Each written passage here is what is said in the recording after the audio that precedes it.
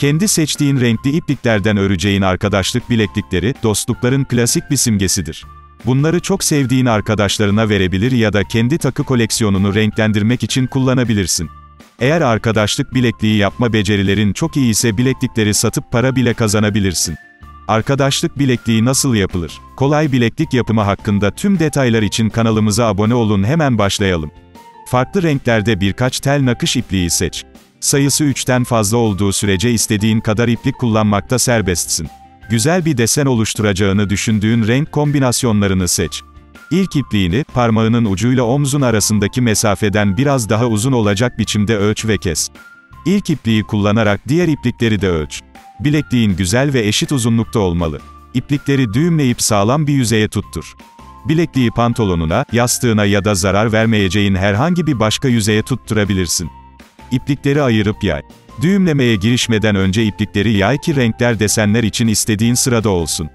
Bilekliğin düğümlü ucunun çok kalın olmaması için, iplikleri birbirinin üstüne çokça denk getirmemeye çalış. İlk ipliği ikincisinin üstünden geçirip düğümle. Bunu doğru şekilde yapman için basit ilmek düğümü kullanman gerekiyor.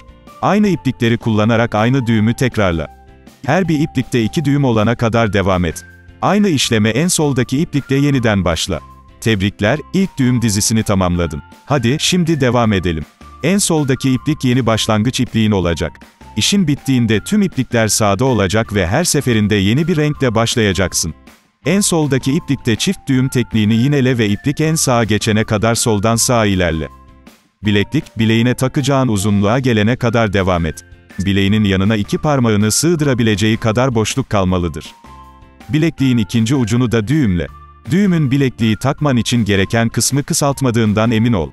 İpliklerin fazlasını kes. Bilekliğin uçlarını bağla. Artık bilekliğin 2 ucunu da düğümlediğine göre, bilekliğin ipliklerini birbirine bağlayıp bileğine takmaya hazırsın. Eğer bilekliğin çok sıkı olmasını istiyorsan bileğine taktıktan sonra bir arkadaşından sıkı bir düğüm atmasını iste. Basit bir örgü ekle. Örgü, bilekliğin 2 ucunda da olacak, yan yana gelen iplikleri ikili ya da üçlü gruplar haline getir ki elinde örgü için kullanabileceğin 3 ana iplik olsun. Sağdaki ipliği ortadaki ipliğin üstünden çapraz geçir. Şimdi bu iplik orta ipliğe dönüşecek. Soldaki iplik hangisi ise onu al ve ortadaki ipliğin üstünden çapraz geçir ki bu iplik orta iplik olsun. Ana örgüye başlamadan önce bir düğüm at. Çizgili deseni yeterince uzun yaptıktan sonra bilekliği kısa bir basit örgüyle bitir. Bilekliğin ucuna tılsım ya da boncuk ekle. Hepsi bu kadar. Bilekliği yakın bir arkadaşına ver, satmaya çalış ya da ayrılamayacağın kadar güzel olduysa kendin tak. Son olarak da, kendin yap tarzında videolarımızın devamı için, kanalımıza abone olmayı, videoyu beğenmeyi ve yorum yapmayı lütfen unutmayın.